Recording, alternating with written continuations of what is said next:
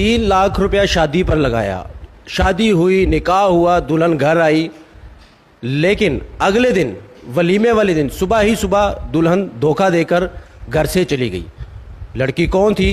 कहने में सुनने में आ रहा है कि लड़की पुलिस कांस्टेबल भी थी, लेकिन ये दूल्हा मेरे साथ बैठा है, इनसे मैं बात करूंगा कि ऐसा उसने क्यों किया, और जब इन्होंने रिश्ता किया था तो कुछ चीज़ें देखी थी या नहीं देखी थी। लड़की धोखा देकर वलीमे वाले दिन ही सुबह सुबह चली गई। मेरे भाई, आपका नाम क्या है? एहतिशाम। एहतिशाम, ये सारी बात बताओ कि रिश्ता कहाँ देखा था, हुआ क्या था, और शादी वाली रात कोई लड़ाई हो गई थी, वो गई क्यों है सुबह सुबह? प्यारे भाई, ये रिश्ता इन्होंने ना शादी का ऐड दिया हुआ था दफ्तर में, तो उधर से मेरा कनेक्शन हुआ शादी का। इसकी वालदा के साथ बात हुई तो वालदा ने कहा कि अपनी तस्वीरें भेजो और जो सैलरी आपकी क्या सैलरी है वो बताओ। मैंने 30,000 रुपये सैलरी बताई है, फिर ड्यूटी बताई कहाँ पे करता हूँ। फिर वो उन्होंने कहा अपनी तस्वीर भेजो, हमने अगर आपको एक्सेप्ट करते हैं ना तो हम आपको आना रिप्लाई देते हैं। मैंने कहा ठीक है। तो फिर जब उन्होंने एक्सेप्ट कर लिया, उन्होंने ना अपनी बेटी की तस्वीर भेज दी मुझे। तो मैंने घर शो की, मैंने कहा मामा जी ये तस्वीर भेजी है उन्होंने, तो व्हाट्सएप पे है। तो फिर उसके बाद घर वालों ने बात स्टार्ट की, तो उन्होंने बताया जी कि हमारी लड़की ना लेडी कांस्टेबल है, तो आपको इस चीज़ का तराज तो नहीं है। तो हम तो ख़ानदानी लोग हैं, हमारे माँ बाप ने ये बोल दिया था पहले ही कि हम शादी कर लेते हैं, उसके बाद लड़की को ड्यूटी नहीं करवाएंगे घर में ही, यानी कि उसका खर्चा वगैरह, उसका 3 टाइम का खाना, कपड़ा, जूती जो भी है वो हम अपने खुद से देंगे। यानी कि हो गया, रिश्ता हो गया था वहाँ। फिर क्या हुआ? फिर जब निकाह करके, जब निकाह तक हमारा प्लान हुआ, तो वो मुझे कहते हैं कि आपने चार मेंबर लेके आने निकाह पे।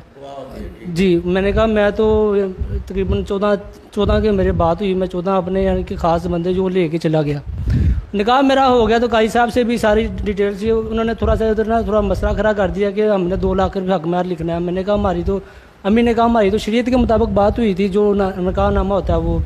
फिर उन्होंने कहा जी कि वो बात होगी, दरअसल उन्होंने मान के वो फिर हक महर दिया 5,000 रुपया, तो निकाह भी हो गया, कारी साहब की फ़ीस भी होगी। तो कारी साहब से बात की तो निकाह नामा रजिस्टर करके दें, कब देंगे? मैंने पूछा कारी साहब को, कारी साहब कहते हैं 1 हफ़्ते का टाइम है हमारे पास, तो हम आपको ना 1 हफ़्ते के बाद निकाह नामा रजिस्टर करके आपको दे देंगे। मैंने कहा ठीक है कारी साहब। जब वो उधर से हम घर आए हैं तो दिन का टाइम था, तकरीबन 1 बजे की बारात थी, 2:30-3 बजे घर आए हैं। तो घर के यानी कि इनका अपना कोई प्रोग्राम चल रहा था, जो रस्म होती है, तो उसको पैसे वगैरह भी देते हैं जो भी। मैं बैठ गया हूँ, बाहर मैं तकरीबन मगरब के बाद घर आया हूँ, तो वो रोना शुरू हो गई। मैंने घर जाना है, इस तरह मैंने इधर रहना, मैं परेशान हो गया। मैंने अपनी सिस्टर से पूछा ये क्या मसला है, ये क्यों रो रही है इस तरह? शादी उसकी मर्जी के बगैर हुई थी या यहाँ आके वो क्यों रोई है? वो मेरी उसकी वालदा से बात हुई थी, उससे बात नहीं थी हुई, ठीक है। उसकी वालदा ने कहा हमें रिश्ता मंजूर है, हमने अपने बेटों से भी बात कर ली है, हमने अपने घर वालों से भी बात कर ली। और रो क्यों रही थी जब इधर आई? वो कहती मैंने अपने घर जाना है। फिर क्या हुआ? फिर मेरे दिल में थोड़ा सा प्लान था, मैं कहा चलो यार ये एक यतीम बच्ची है तो इसका थोड़ा दिल बह जाएगा, थोड़ा सा ना मैं इधर किसी के ना रेस्टोरेंट पे खाना शाना खिला के वापस ले आता हूँ। तो मैं इधर 5 स्टार होटल है इधर काला शाह काकू पे, मैं इधर ले गया, खाना शाना खिलाया। तो अच्छे रेस्टोरेंट में उसको खाना खिलाया? VIP रेस्टोरेंट पे खाना खिला के घर लाया हूँ। तो घर आके ना फिर वो अखरार सी रही थी, यानी कि मायूस थी। फिर मैंने ना घर वालों पे छोड़ दिया, तकरीबन 1:30-2 बजे आया हूँ ना। अबू ने भी अच्छे खासे पैसे दिए हैं, आपने सर हाथ पे रखा, यतीम बच्ची के पैसे भी दिए हैं।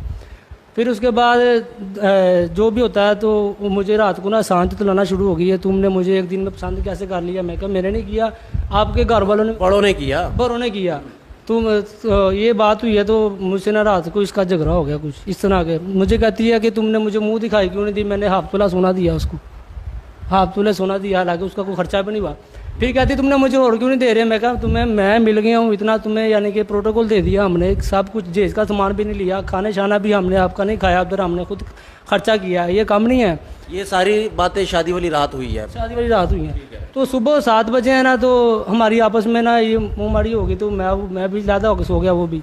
फिर सुबह जब हुए 7 बजे का टाइम, तो मैंने कहा नाश्ता करना है, मैंने कहा शायद इसका माइंड चेंज हो जाए, शायद ये मायूस ही या माँ बाप से होके आई है, माँ से होके आई। शादी वाली रात पूछा नहीं था, या जब भी मुलाकात हुई थी पूछा नहीं था कि शादी तुम्हारी मर्जी के खिलाफ हुई है, कोई और पसंद था, कोई इस तरह की बातें नहीं हुई तुम्हारी उनसे? उसके साथ पूछा था आपने? शादी से पहले बात नहीं थी हुई, शादी वाले दिन मेरी उससे बात हुई है लास्ट टाइम।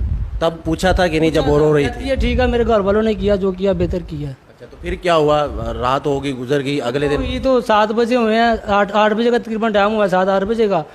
तो उसका 2 भाई, एक सिस्टर, एक उसकी वालदा साहब सीधा ही कमरे में आ गए। दरवाज़ा खटखटाया, दरवाज़ा खुला, घर वालों ने। सुबह 7 बजे आ गए? 7-8 बजे का टाइम था। घर वालों ने उनको वेलकम किया, हालांकि इनको पता नहीं था कि ये इन्होंने इस टाइम पे आ जाना है, पता नहीं अब बीच में क्या सियासत थी। और जब अंदर आए हैं तो घर वालों ने सलाम ली, उन्होंने सलाम का जवाब भी नहीं दिया मेहमानों का। फिर वो अंदर आई हैं तो अंदर आके ना तो आके बैठे हैं। मैंने उसको पूछा, मैंने कहा बेगम को, मैंने कहा आशफा आपके बहन भाई आए हैं, मामा आई हैं, तो ये अचानक क्यों आ गए हम? हाँ जी, तो मुझे बताओ ना, यानी कि मैं कुछ नाश्ते की कोई तरकीब कर लेता है इनकी, अचानक से आ गए हैं। मुझे उसका भाई कहता कि मैंने शाम आपको बोला था कि मैं आ जाऊँगा। मैंने कहा मेरे से इस तरह की बात नहीं हुई, अगर हुई होती तो मैं आपको क्यों ना मिलता। फिर उसने एक अलहदा से एक ना आइडिया उसने लगाया अपने जान में कि मैंने ना मैं लेडी कांस्टेबल हूँ, मेरी छुट्टियाँ नहीं मिली अभी तक। तो मैंने कहा ये किस तरह की शादी है, तुम्हारी शादी हुई है, शादी से पहले यानी कि एप्लीकेशन दे दी जाती है, शादी छुट्टियाँ मिल जाती, तुम्हारी ये कौन सी शादी हुई है? कहती बहरहाल मैंने एप्लीकेशन देने जाना है तो एप्लीकेशन दे के आ जाऊँगी। घर वाले कहते हैं हमने तो अपने पूरे ख़ानदान को बुलाया, वलीमा हमारा तो वलीमा ख़राब हो जाएगा, हमारी तो इंसल्ट हो जाएगी।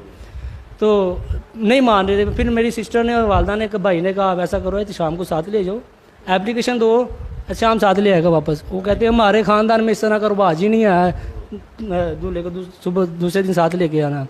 फिर मुझे कहती है कि मैं आ जाऊँगी, घर में थोड़ा सा इस तरह झगड़ा हो गया, वो भागने की उन्होंने। आपको उस वक्त लगा नहीं कि दाल में कुछ काला है या सारी दाल काली है? दाल क्या, पूरी दाल ही काली थी। रात को ही मैं समझ गया था जब मैंने उसको बोला तुम्हें मैं मिल गई, ये काफ़ी नहीं है।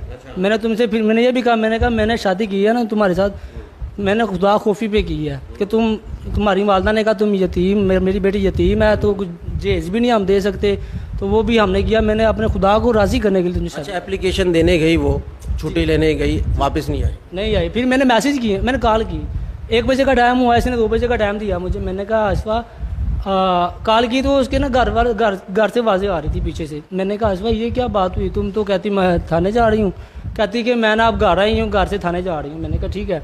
मैंने कहा अब चलो जो भी आना जल्दी से करो, मामला तो आ जाओ, मेरे मेहमान आ रहे हैं। ये भी बात हुई है। तो उसके बाद फिर उसके मैंने मैसेज किया, मैंने कहा यार आपने जो किया अच्छा नहीं किया, आपको जो करना चाहिए था मुझे पहले बता के करना चाहिए था, जो भी आपने आगे कदम उठाना था। फिर उसके मुझे अजीब से मैसेज आया, मैं तुम्हारी बीवी नहीं हूँ, तुमने जो कुछ करना है मेरा कर लो।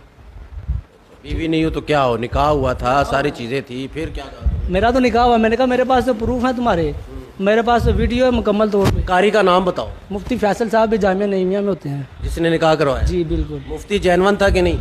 मुफ्ती साहब है मुफ्ती साहब वहाँ है, वहाँ होते हैं, जामिया नीफिया में होते हैं जी।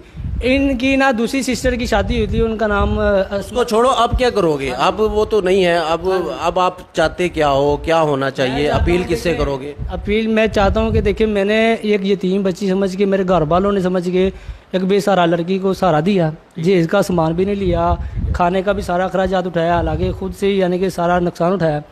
अब वीडियो मेरा बात करने आपसे मकसद ये था कि देखें कि ये लोग होते हैं लोसरबाज लोग, इनकी बातों में लिहाजा कोई भी ना आए। मैं तो आ चुका था, मेरे घर वाले आ चुके थे, ये लोगों की मजबूरी का नाजायज़ फ़ायदा उठाते हैं इस तरह के। ये मैसेज देना चाहते हो जी? जी, आइंदा के लिए जो भी कोई रिश्ता करे वो देख जांच पड़ताल कर ले, खूब तरीके से करे, 6 माह साल तक उसको पेंडिंग पे रखे, उसको सर्च करे वो किस तरह के लोग हैं एक दूसरे को, फिर जाके शादी। ये मैसेज देना चाहते हो? जी जी जी। और अपने इंसाफ के लिए कोई अपील करोगे कि क्या होना चाहिए अगर वो अब वापस आना चाहे, या आप चाहते हो कि वो वापस आ जाए? देखें जी, उसने मैंने कॉल की थी, बाद में मुझे कहती मुझे तलाक दो।